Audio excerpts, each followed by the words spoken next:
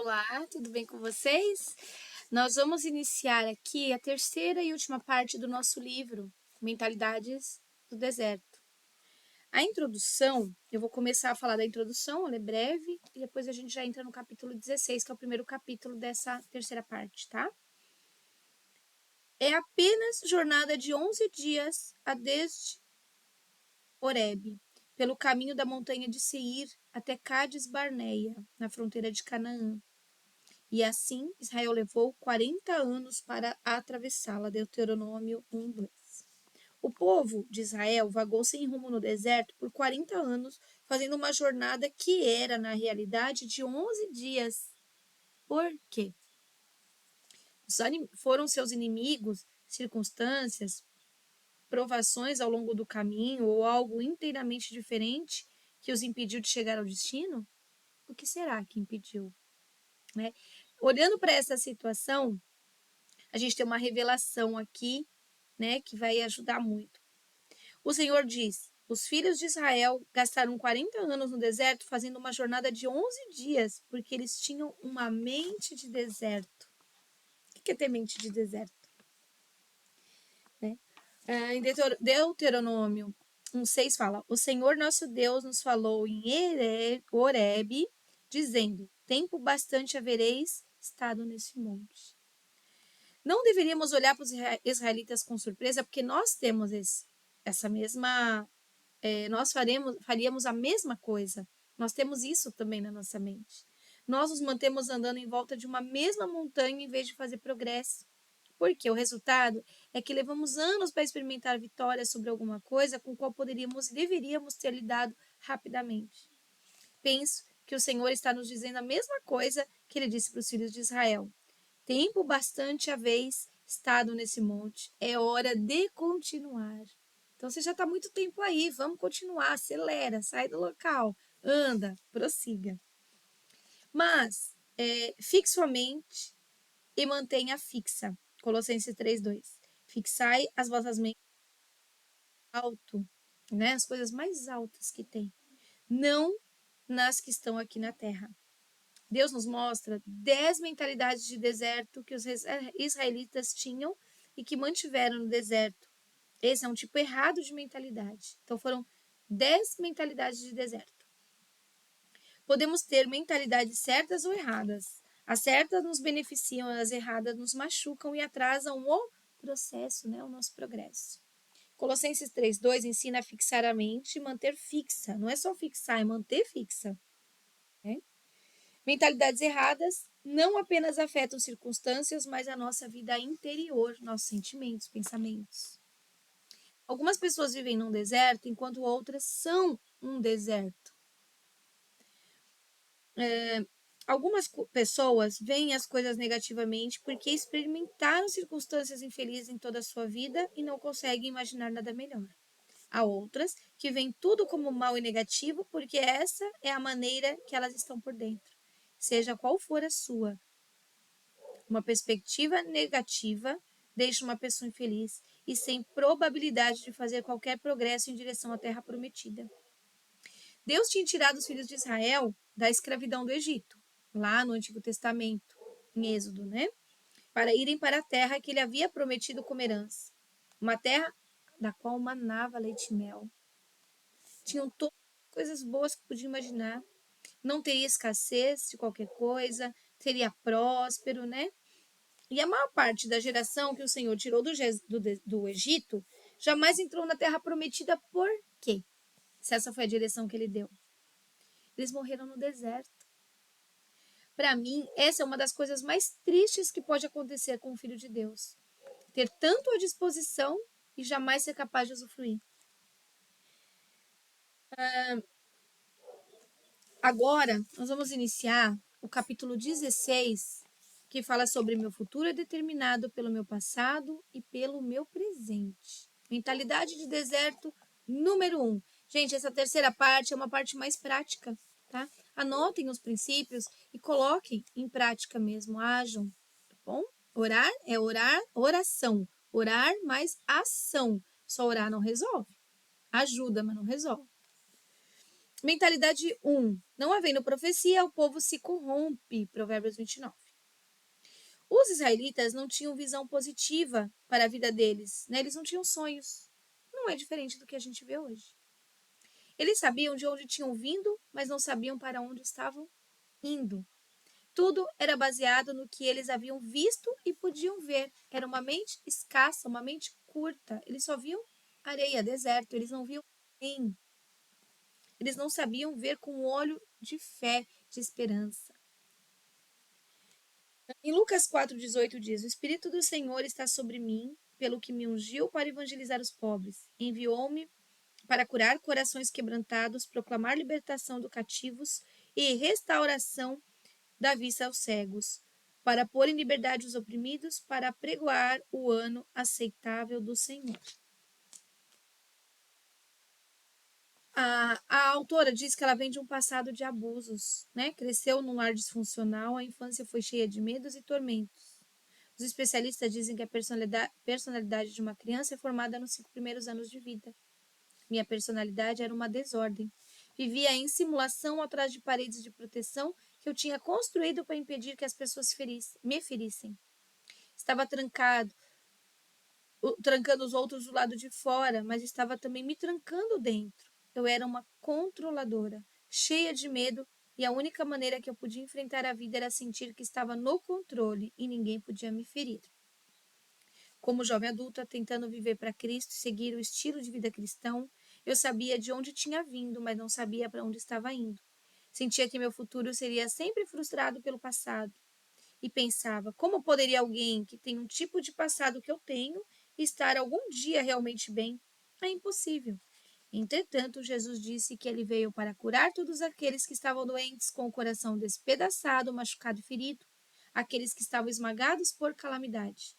Jesus veio para abrir as portas da prisão e libertar os cativos. Não fiz nenhum progresso até que comecei a acreditar que poderia ser liberta. Tinha que ter visão positiva para minha vida, tinha que acreditar que meu futuro não estava determinado pelo meu passado ou mesmo pelo meu presente. Você pode ter tido um passado miserável. Você pode até mesmo estar em uma circunstância negativa e depressiva nesse momento. Você pode estar enfrentando situações más que parece que você não tem razão real da esperança. Mas digo, seu futuro não é determinado pelo seu passado e nem mesmo pelo seu presente. Adquira uma nova mentalidade, creia que com Deus todas as coisas são possíveis. Lucas 18. Com o homem, algumas coisas podem ser impossíveis, mas nós servimos a um Deus que criou tudo o que vemos do nada. Deu-lhe o seu nada e veja-o entrar em ação. Tudo que ele precisa é nossa fé nele, e ele fará o resto. Não podemos julgar as coisas corretamente pela visão dos nossos olhos naturais. Devemos ter olhos para ver, ouvidos para ouvir as coisas espirituais. Precisamos ouvir o que o Espírito diz e não o que o mundo diz. Permita que Deus lhe fale sobre seu futuro. Não deixe que outras pessoas falem, deixe que Deus fale. Encorajo a estudar essa passagem que eu vou ler agora cuidadosamente, tá? Observando como esse povo era negativo. Então, vou ler aqui para vocês. Em Números 14, 2 a 3. Todos os filhos de Israel murmuravam contra Moisés e contra Arão. E toda a congregação lhes disse: Tomara tivéssemos morrido na terra do Egito ou mesmo nesse deserto. E por que nos traz o Senhor a essa terra para cairmos à espada e para que nossas mulheres, nossas crianças sejam por presa? Não nos seria melhor voltarmos para o Egito? Então, olha só como era negativa essa mentalidade. As pessoas se queixavam, estavam prontos para desistir, preferindo voltar à escravidão e continuar através do deserto até a terra prometida. Na verdade, eles não tinham um problema. Eles eram o problema. Né? E os maus pensamentos produzem más atitudes. Números 20, continuando, né? Não havia água para o povo, então se ajuntaram contra Moisés e contra Arão. Então eles ficaram contra, né?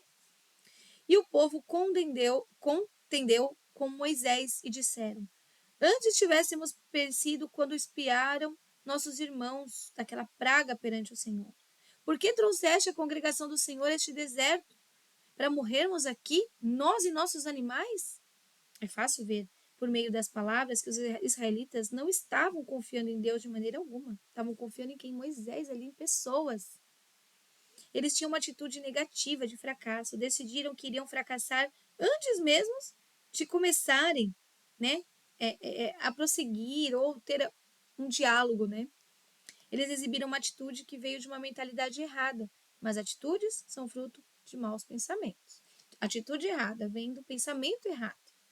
Lembra que eu falei do pensamento? Quando você tem um mau pensamento de uma pessoa, a sua atitude para essa pessoa vai ser errada, né? Então vamos mudar a mentalidade. A falta de atitude e gratidão.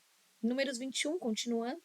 Então partiram do Monte Or pelo caminho do Mar Vermelho, a rodear a terra de Edom. Porém, o povo se tornou impaciente, deprimido, desencorajado, sabe? E o povo falou contra Deus e contra Moisés. Por que nos fizeste subir do Egito para que morrêssemos nesse deserto onde não há pão e nem água?